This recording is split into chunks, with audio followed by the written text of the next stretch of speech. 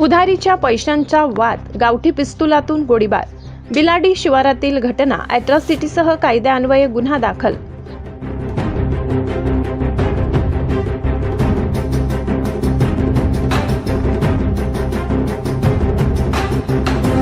शेतीच्या मजुरीचे पैसे परत न दिल्याच्या कारणावरून झालेल्या वादातून एकावर गावठी पिस्तूलने गोळीबार करण्यात आल्याची धक्कादायक घटना नंदुरबार तालुक्यातील बिलाडी शिवारात सोमवारी घडली।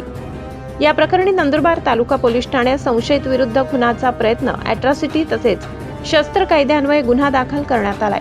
पोलिसांनी दिलेल्या माहितीनुसार संजय मसराम ठाकरे वय 35 राहणार एकतानगर 9वा रोड नंदुरबार यांनी या प्रकरणी फिर्याद दिली आहे। त्यानुसार पप्पू उर्फ संजय आनंदराव वाघ माडी यांच्या विरोधात गुन्हा दाखल करण्यात आलाय। सोमवारी दुपारी सुमारे 1 वाजेच्या सुमारास बिलाडी शहरातील शेतात ही घटना घडली।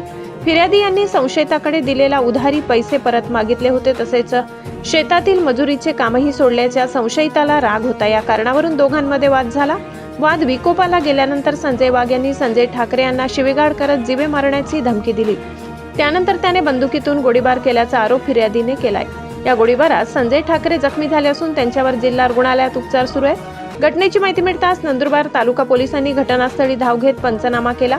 या प्रकरणी गुन्हा भारतीय न्याय संहिता कलम 109, 351(2), अनुसूचित जाती जमाती अत्याचार प्रतिबंधक अधिनियम कलम 3(2) VA तसेच शस्त्र अधिनियम कलम 3 व 25 प्रमाणे गुन्हा दाखल करण्यात आलाय।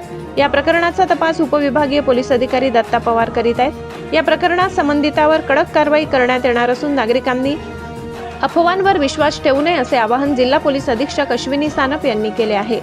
पिस्तुलीसाठी शोधाशोध, जिल्हा पोलीस अधीक्षक अश्विनी सानप, अप्पर जिल्हा पोलीस अधीक्षक आशित कांबळे यांनी घटनास्थळावर जाऊन पाहणी केली। या ठिकाणी फॉरेन्सिकची टीम पोहोचल्यानंतर पिस्तुलातून फायर झाल्यानंतर बंदुकीच्या गोळीची रिकामी कॅप मिळून आली आहे। घटनेनंतर श्वान पथक आणि अन्य तपासणी पथकांच्या मदतीने पोलिसांनी घटनेत वापरलेल्या पिस्तुलाची देखील शोध घेण्याचा प्रयत्न केला, मात्र ते मिळून आले नाही।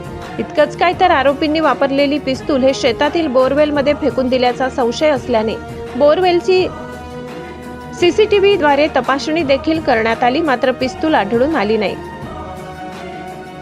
नंदुरबार तालुका पोलीस स्टेशनच्या हद्दीमध्ये गोळीबाराची घटना झाली। अशा प्रकारे कंट्रोलला आणि पोलीस स्टेशनला कॉल आल्यावरून मी इथे व्हिजिटला आलेली आहे।